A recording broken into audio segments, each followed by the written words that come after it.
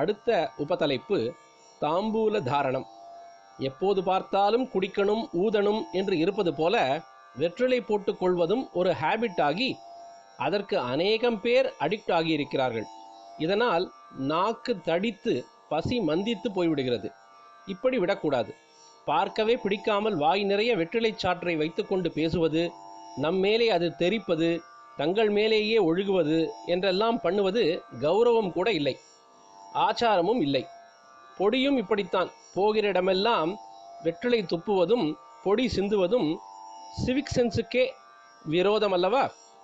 கிரகஸ்தர்கள், முக்கியமாக சுமங்கலிகள் அளவாக வெற்றிலை போட்டுக்கொள்வதில் தப்பில்லை. தாம்பூலம் கொடுத்து உபசரிப்பதே மங்களம் என்று சொல்லியிருக்கிறது.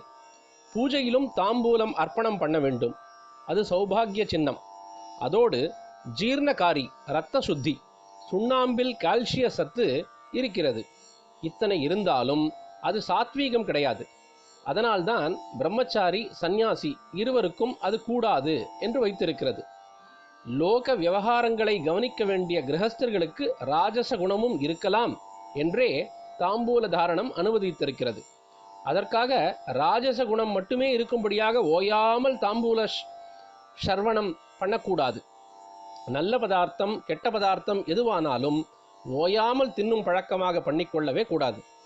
நம்மை நம் கண்ட்ரோலில் இல்லாமல் பண்ணி தன் வசப்படுத்தி கொள்வதாக எந்த பதார்த்தத்தையும் விட்டுவிடக்கூடாது. சாத்வீக ஆகாரத்தை சேர்ந்த தித்திப்பு பதார்த்தங்கள், நெய் முதலானவை தாமாகவே ஓரளவுக்கு மேல் தின்ன முடியாமல் திகட்டி போய் விடுவதாலேயே நமக்கு நன்மை செய்கின்றன.